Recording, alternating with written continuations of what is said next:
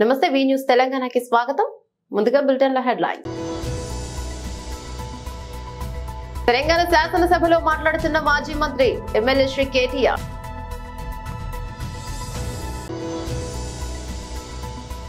సాంకేతిక విద్య అంశంపై అసెంబ్లీలో ప్రశ్నలు అడిగిన జనసేన ఎమ్మెల్యే బత్తుల బలరామకృష్ణ. ఢిల్లీకి బయలుదేరిన వైఎస్ జగన్, రేపు దేశ రాజధానిలో ధర్నా.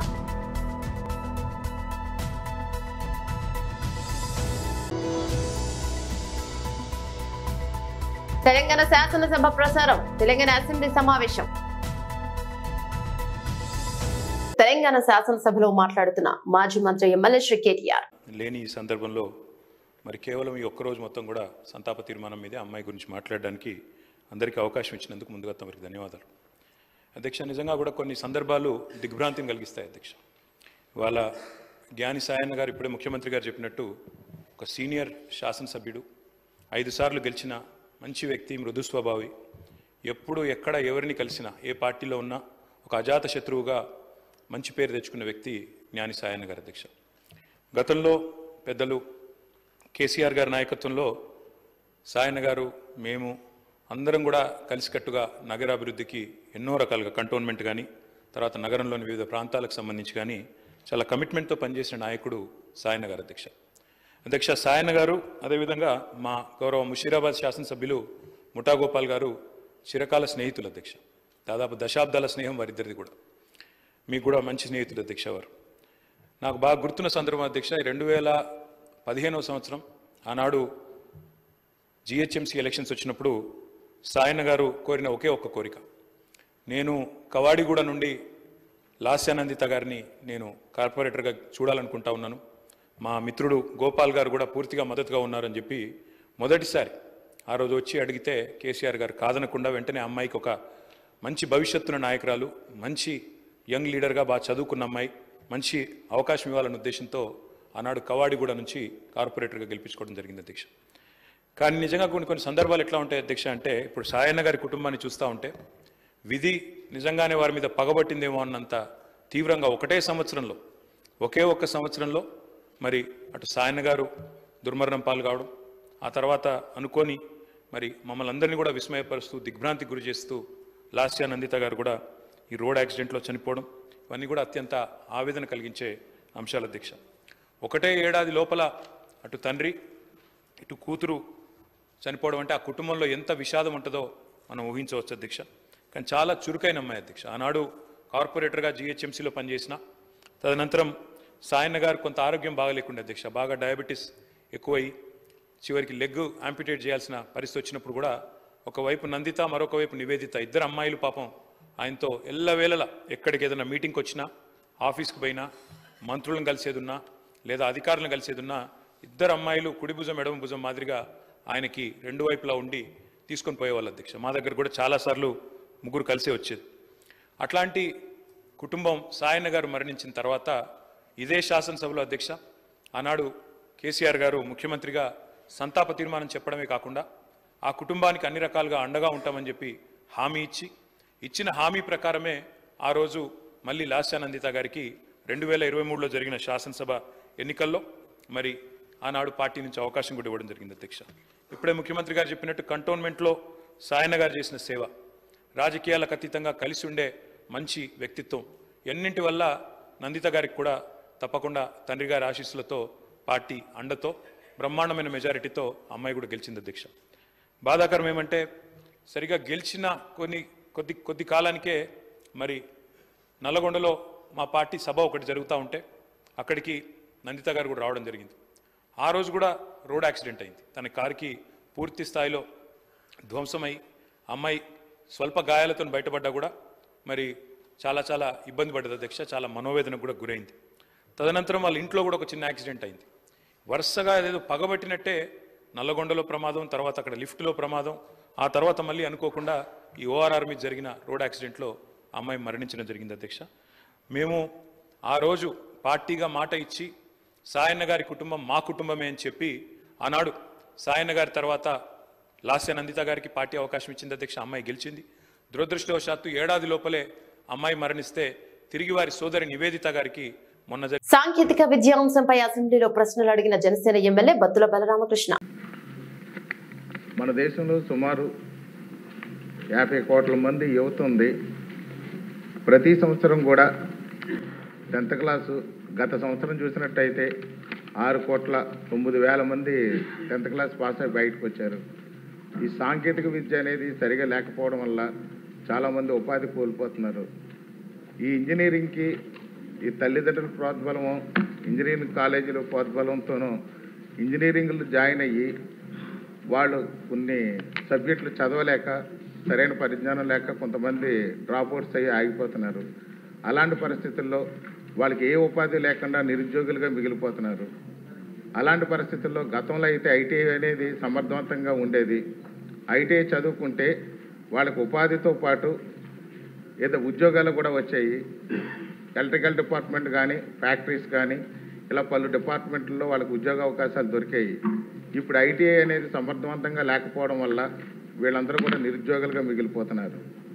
కాబట్టి ఐటీఐ, పాలిటెక్నికల్ అనేది కొంచెం కాలేజీలు డెవలప్ చేస్తే బాగుంటుంది అనేది నా ఉద్దేశం అధ్యక్ష. అదేవిధంగా వాళ్ళకి ఉద్యోగం రాకపోయినా స్వయం ఉపాధితో కూడా జీవించగలుగుతారు. ఎందుకంటే ఎలక్ట్రీషియన్గా కానీ, ప్లంబర్గా కానీ, డ్రాఫ్ట్స్మెన్ కానీ ఈ పలు రకాల 134 కోర్సులు ఉన్నాయి అధ్యక్ష.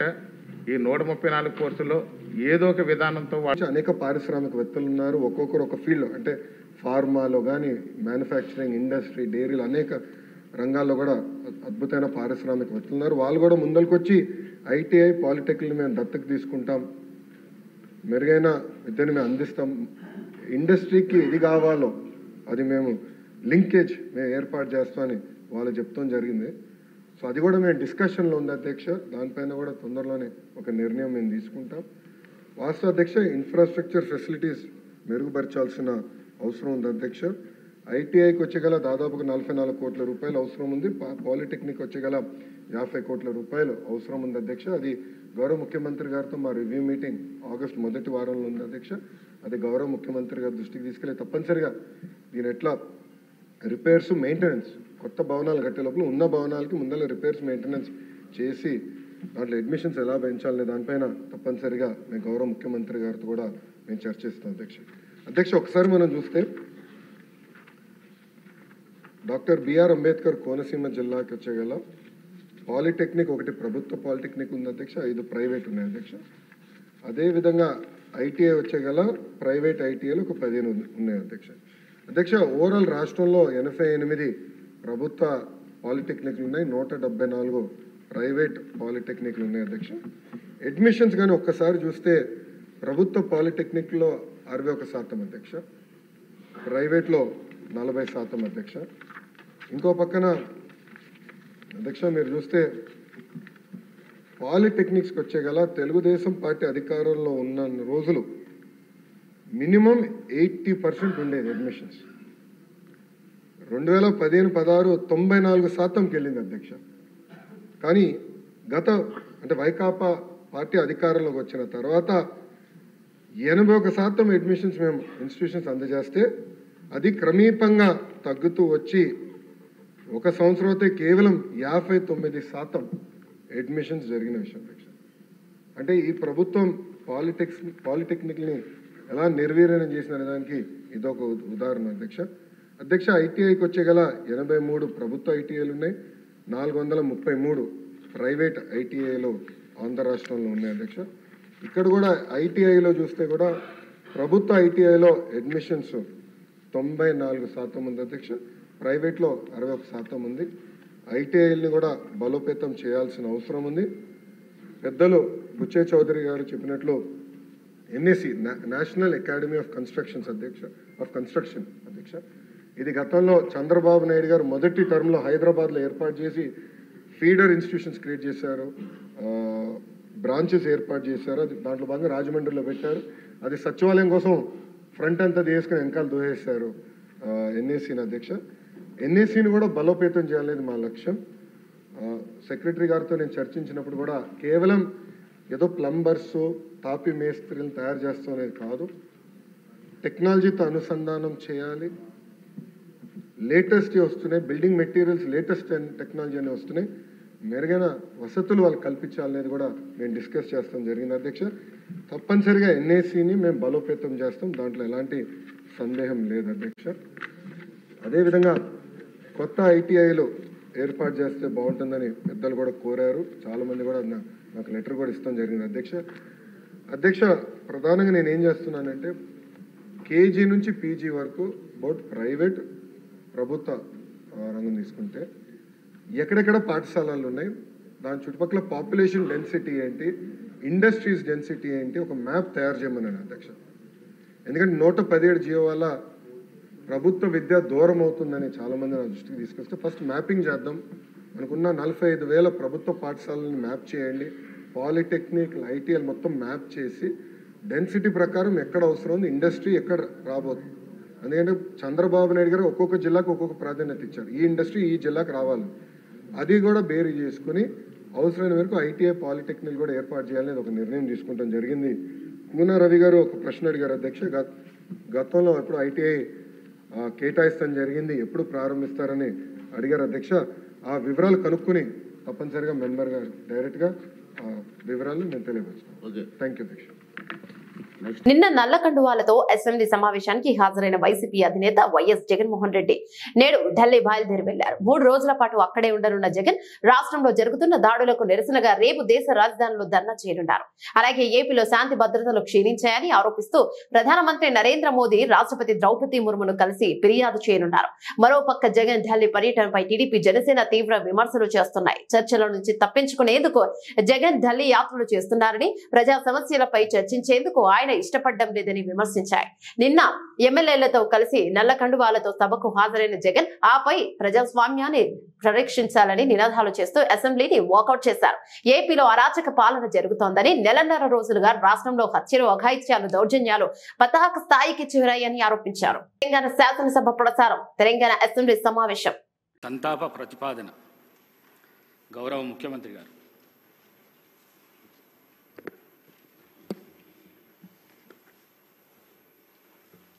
అధ్యక్ష, తమరి అనుమతితో ఈ సంతాప తీర్మానాన్ని ప్రవేశపెడుతున్నాను. తెలంగాణ శాసనసభ సభ్యురాలు కుమారి లాశనందిత సాయన్న గారి మృతి పట్ల ఈ సభ తన తీవ్ర సంతాపాన్ని వ్యక్తం చేస్తూ శోకార్తులైన వారి కుటుంబ సభ్యులకు ప్రగాఢ సానుభూతిని తెలియజేస్తున్నాను. అధ్యక్ష,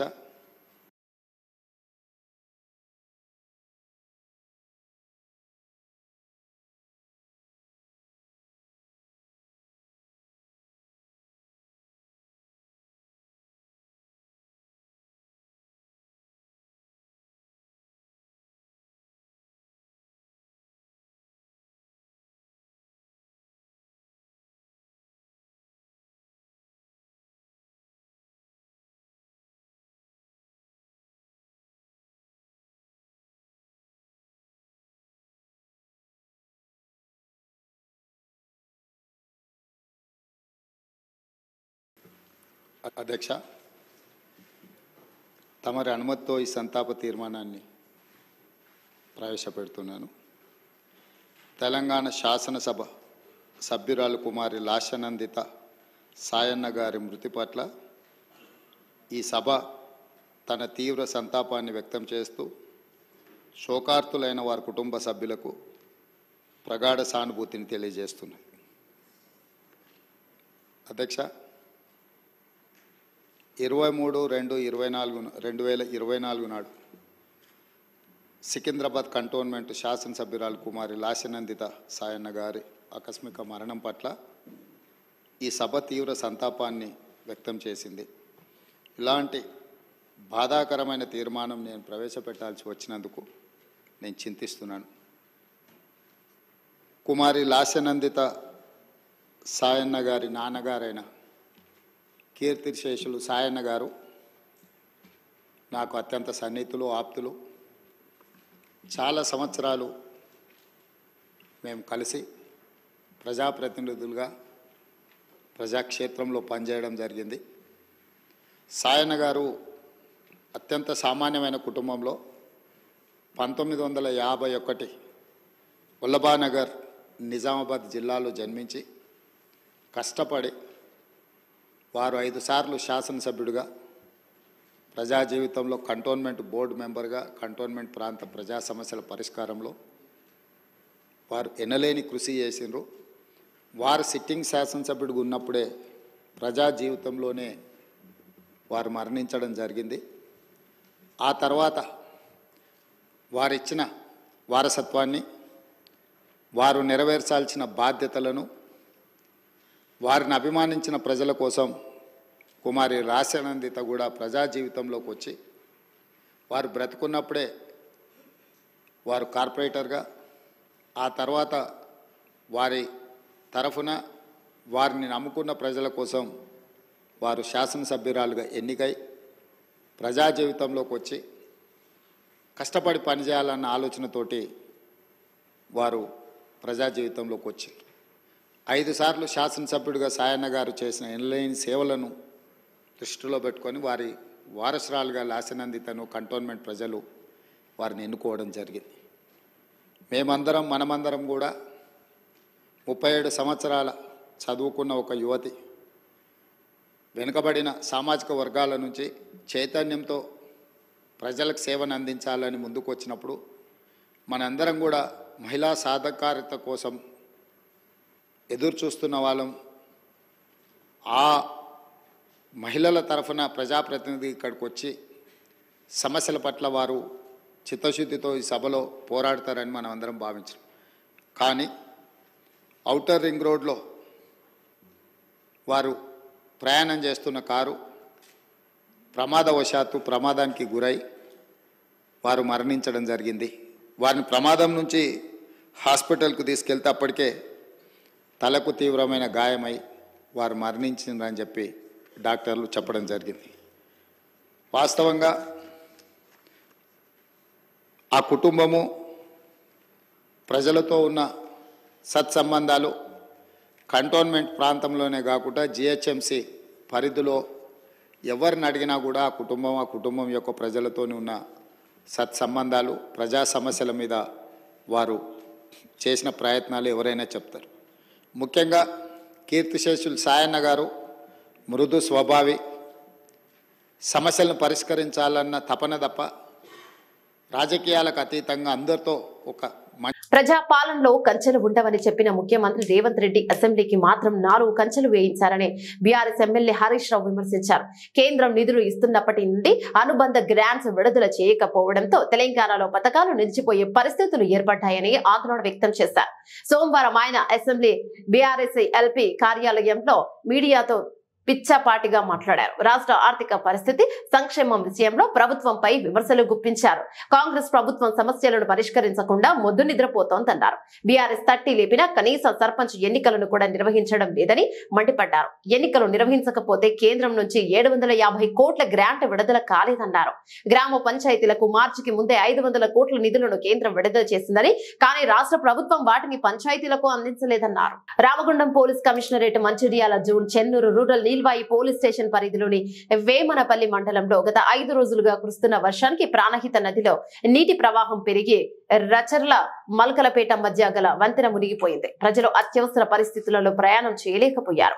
అట్టి సమాచారం తెలిసిన Ramagundam police commissioner Srinivasa IPS Mancherial DCP రాచర్లకి జిల్లా పోలీస్ రెస్క్యూ టీమ్ తో వెళ్లి అక్కడ ప్రజల పరిస్థితి చూసి వారికి సహాయం అందించారు. DCP Bhaskar, Jaipur ACP A Venkateswarlu, Chennur rural CI Sudhakar తో కలిసి రెస్క్యూ టీమ్ తో కలిసి వెళ్లి పరిస్థితిని సమీక్షించి అక్కడి ప్రజలకు పోలీసులు ఎల్లప్పుడూ అందుబాటులో ఉంటారని ధైర్యాన్ని నింపారు.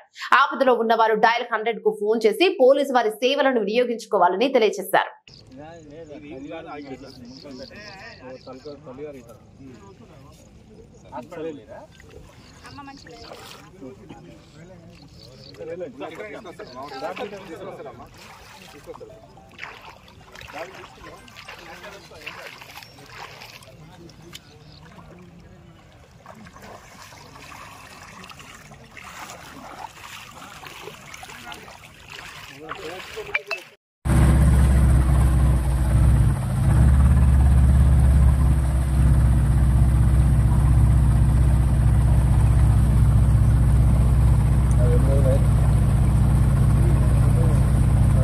आप है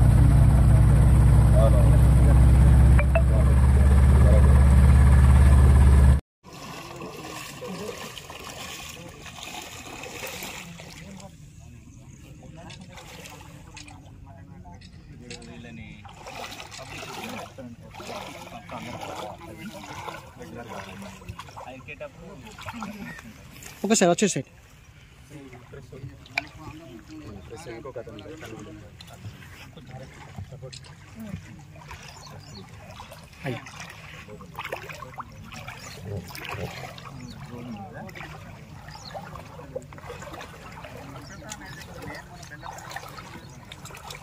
మంగళవారం అమరావతి ప్రాంతంలో పర్యటించిన అనంతరం ఆయన విలేకరులతో మాట్లాడారు. గత ప్రభుత్వం ఆర్థిక వ్యవస్థను నాశనం చేసిందన్నారు.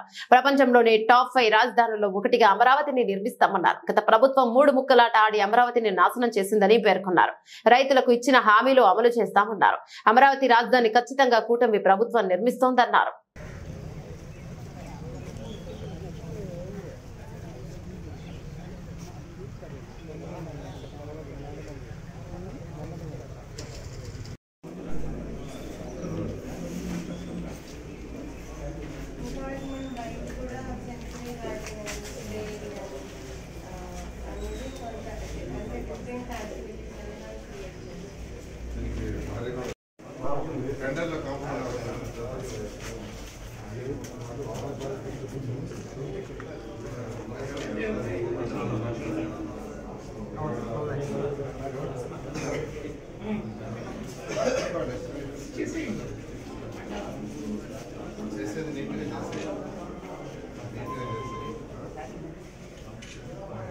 లహరీ గోడలు పట్టుకుని చిన్నవి లారీ గోడ కట్టాలి. దానికి సంబంధించిన టెండర్స్ కూడా అవసరమైతే పురోగమించి కమిషన్ గారికి చెప్తున్నాను. ఈ విధంగా ఈరోజు అంటే ఖజానా ఖాళీ అన్నిటికంటే ఇంపార్టెంట్ ఏంటంటే ఖజానా ఖాళీ. రైతులకు ఆ రోజు ప్రామిస్ చేసిన ప్రకారం 100 మిలియన్ల రూపాయలు ఖచ్చితంగా చేస్తాం. గత 5 సంవత్సరాలు ప్రభుత్వం వచ్చింటే ఇది ప్రపంచంలో టాప్ 5లో ఒకటి కాదు, 1 ఉండేది. టాప్ 5లో ఒకటి కూడా కాదు. ఆ రోజు ముఖ్యమంత్రి గారు నాకు ఇచ్చిన టార్గెట్ ప్రపంచంలో టాప్ 5లో ఒక రాజధాని కట్టమని. అది ఆ డిజైన్స్ చేసిన డిజైన్స్ కావచ్చు, normal cost and partners London వాళ్ళు చేసిన డిజైన్స్ అవన్నీ చూస్తే నిజంగా 1 ఉండేది. మన దురదృష్టం అయినప్పటికీ ఇప్పుడు మించిపోలేదు. రైతులకు ఏదైతే ప్రామిస్ చేసామో ఆ రోజు శ్రావణ్ గారు కావచ్చు, నేను కావచ్చు, విలేజ్ అన్ని తిరిగి ఇంకా కొంతమంది పార్టీ నాయకులు అవన్నీ కూడా ఫుల్ఫిల్ చేస్తాం. ఈ సందర్భంగా 100 రోజుల టార్గెట్లో నా డిపార్ట్మెంట్లో అన్నా క్యాంటీన్స్ పెట్టాము. అన్నా క్యాంటీన్స్ మొత్తం 203 అప్పుడు శాంక్షన్ చేశాము. ఆ 203లో గవర్నమెంట్ వాటర్ ఆ వచ్చిన ప్రభుత్వం 3 ముక్కలాట మొత్తం నాశనం చేసింది. అయితే మళ్ళీ ఈ ప్రభుత్వం రాగానే వెంటనే ముఖ్యమంత్రి గారి ఏరియా అంతా విజిట్ చేశారు. విజిట్ చేసి మంత్రిగా నాకు అనేక ఈ ప్రాజెక్ట్ వీలైన తొందరలో కంప్లీట్ చేయాలి. దాని మీద యాక్చువల్గా ప్రభుత్వం ఫైనాన్షియల్ ప్లానింగ్ చేస్తుంది. ఫైనాన్షియల్ ప్లానింగ్ ఆల్మోస్ట్ ఒక స్టేజ్కి వచ్చింది. అయితే ఈ నేపథ్యంలో ఇక్కడ యాక్చువల్గా 17 అంగన్వాడీ సెంటర్లు, తర్వాత హెల్త్ సెంటర్స్ 16, స్కూల్స్ 14, తర్వాత మల్టీపెన్షనర్ క్యాంపస్ 1, మొత్తం 48 టేకప్ చేశారు. అందులో వర్క్ తీసుకుంటే 17 అంగన్వాడీ సెంటర్లు 80% ఉంటాయి, 16 హెల్త్ సెంటర్స్ ఒక 70%, 14 స్కూల్స్ 40%, అదేవిధంగా స్పెషాలిటీ 50%. అయితే మిగిలిన వర్క్ చేసిన అధికారులని కాంట్రాక్టర్ అందరినీ సిఆర్టీఐ కమిషనర్ గారు నేను రివ్యూ చేసి వాళ్ళకు కొన్ని సమస్యలు ఉన్నాయి. ఆ సమస్యలన్నీ ఓవర్కమ్ చేయడం జరిగింది. వాళ్ళ సమస్యలు అంటే డబ్బుల సమస్య, బిల్స్ రాలా, వాళ్ళు పని చేయాలా ఆపేశారు. ఆ బిల్స్ ఇచ్చేటట్టుగా నేను ఏర్పాటు చేశాం. ఈ శనివారం లోపల పెండింగ్స్ ఇచ్చే విధంగా ఏర్పాటు చేశాం. వాళ్ళందరికీ ఒకటి అడిగాను, ఎన్ని రోజుల్లో చేయగలరంటే కొందరు వచ్చి బ్యాలెన్స్ వర్కులు 15 రోజులని. రాష్ట్రంలో జరుగుతున్న దాడులకు నిరసనగా రేపు ఢిల్లీలో జరగబోయే ధర్నాకు రాష్ట్ర మాజీ ముఖ్యమంత్రి వైఎస్ జగన్మోహన్ రెడ్డి గారి ఆధ్వర్యంలో జరుగు కార్యక్రమానికి ఢిల్లీకి బయలుదేరే సమయంలో గన్నవరం విమానాశ్రయంలో పాత్రికేయులతో రాజంపేట శాసనసభ్యులు శ్రీ ఆకిపాటి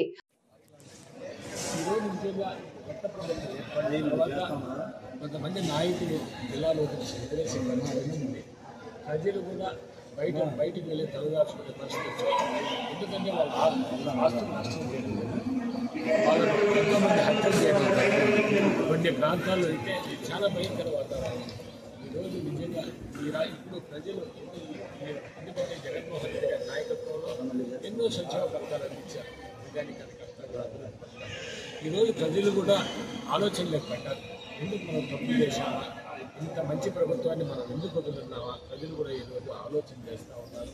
తప్పకుండా ఈరోజు చంద్రబాబు నాయుడు గారు ఎందుకంటే చంద్రబాబు నాయుడు గారికి ఒక నైజం, ఎన్నిసార్లు ఆయన ప్రజలు మోసం మరలా ఈసారి కూడా మరలా ఆయన ఎందుకంటే 100 మంది 35 మంది అమ్మ 100 మంది పెన్షన్ నిరుద్యోగం మహిళలకు వైఎస్ఆర్సీపీ హత్య రాజకీయాలు ఉంటుందని టీడీపీ ఆరోపిస్తుంది. ఏం చెప్తారు? వైఎస్ఆర్సీపీ ఎక్కడ గతంలో కూడా ఎక్కడ ఈరోజు నిజంగా ఎన్నో హత్యలు జరిగినాయి. ఈరోజు కనీసం 9 రోజులైంది. మేము కూడా ఎందుకంటే సమయాన్ని పాటిస్తున్నాం. ఎందుకంటే వాళ్ళకి అధికారం వాళ్ళకు ప్రజలు వాళ్ళకి ఇచ్చారు పాలించామని, వారి పరిపాలన ఏమైనా బాగుంటుందేమో అని మేము కూడా ఆలోచన చేసి, కానీ ఈరోజు ఇంకా కొద్ది రోజులు సమయం పాటిస్తాం. నిజంగా ఇదే ముగించే ముందు హెడ్లైన్స్ మరోసారి. తెలంగాణ శాసనసభలో మాట్లాడుతున్న మాజీ మంత్రి ఎమ్మెల్యే శ్రీ కేటీఆర్.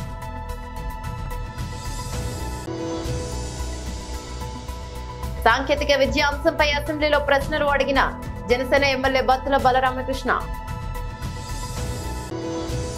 ఢిల్లీకి బయలుదేరిన వైఎస్ జగన్, రేపు దేశ రాజధానిలో ధర్నా.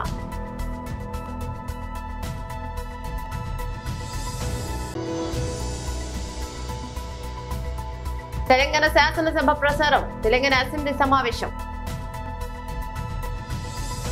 ఈ బులెటిన్లోని అప్డేట్స్. మరో బులెటిన్ మళ్ళీ కలుద్దాం. అంతవరకు సెలవు. నమస్తే.